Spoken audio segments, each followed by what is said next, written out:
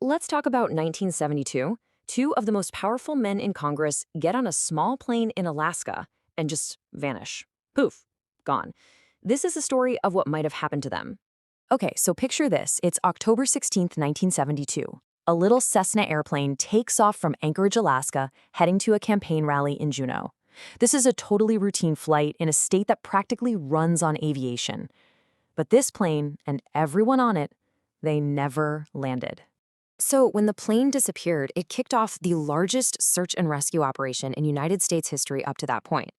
I mean, we are talking about an area bigger than the entire state of Texas being combed over from the air and on the ground. And for 39 long, grueling days, they searched. You had 40 military aircraft, 50 civilian planes. They put in thousands of hours in the air. And in the end, they called it off. Because they found absolutely nothing. Not a single piece of wreckage. Not a bolt, not a scrap of metal, not a seat cushion, just nothing. Okay, so what do we actually know for sure? Let's break down the official story of what happened. So, who was actually on this plane? Well, there were four guys. You had Alaska's own Congressman, Nick Begich, and his aide, Russell Brown. The pilot was a man named Don Johns, very experienced. And then there was the real heavy hitter, the House Minority Leader from Louisiana, a man named Hale Boggs. So the timeline is pretty stark. October 16th, the plane takes off and just vanishes. No mayday call, no hint of trouble, it just disappears from the sky. The search, as we know, turns up nothing. And by the end of December, a little over 2 months later, all four men are officially declared dead, which, just leaves this giant question mark hanging in the air. Now, this is where things get really interesting. This one event basically cemented a legend. It's the case that gave a name to something people had been whispering about for years, the Alaska Triangle. Think of it like the Bermuda Triangle, but way up north. It's this region notorious for a crazy high number of unexplained disappearances, plane crashes, you name it.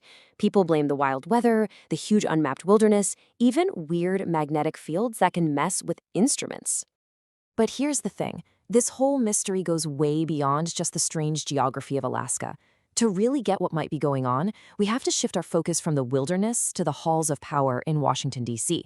And specifically, we need to talk about that one man on the plane, House Majority Leader Hale Boggs. See, Hale Boggs wasn't just some run-of-the-mill politician. No, he was on a direct collision course with probably the most feared man in all of Washington at the time. Okay, so check this out. Boggs was part of the Warren Commission, the group that investigated JFK's assassination. Officially, he signed off on their report. But behind the scenes, he was having serious doubts. He didn't buy the lone gunman theory and was actually pushing to reopen the whole case. And if that wasn't enough, he took his fight public. He stood up and accused the FBI of illegally wiretapping members of Congress, including him. He even called for the legendary FBI director J. Edgar Hoover to resign. That is a bold, bold move. So, you have to ask yourself, right? Here's a guy who is actively taking on the FBI and its powerful director, and then he just vanishes. Was that really just a tragic, random accident? Or was it something else entirely? For 20 years, that question just hung there. The case went completely cold, and then, out of nowhere in 1994, a convicted mob hitman sitting in a prison cell decides he has a story to tell. The guy's name was Jerry Max Paisley, and he's hoping to get a plea bargain, so he starts talking to a journalist. He says that back in '72, he was basically an unwitting delivery boy for a bomb. He claims a crime family hired him to fly a locked briefcase up to Anchorage, hand it off to a couple of guys, and ask no questions. And Paisley's story, it was really specific. First, there's the delivery in Anchorage. Then, years go by, and he's having drinks with one of the guys he gave the briefcase to, a business partner. And this guy confirms it. He admits, yeah, that briefcase had a bomb in it, and it was put on Boggs' plane. So, in 1994, hoping for a deal, Paisley lays out the entire story to a journalist. I mean, this confession is a bombshell, right? It's the kind of lead that could blow this whole case wide open. So you'd think the authorities would jump all over it. What was their response? Well, the local police in Anchorage, they took it very seriously. A sergeant named Mike Grimes gets the story and immediately calls the FBI. The Bureau sends an agent, she interviews Paisley, and then silence. Weeks go by. When Sergeant Grimes finally gets to talk to the FBI agent, she gives him this cryptic final message. She tells him her bosses, her superiors, ordered her to stay out of it, just like that. Let that sink in for a second. This is the single most credible lead in over 20 years, and the investigation is just shut down. Paisley even offered to take a polygraph test, a lie detector, to prove he was telling the truth. But nope, they never did it. The case was just buried.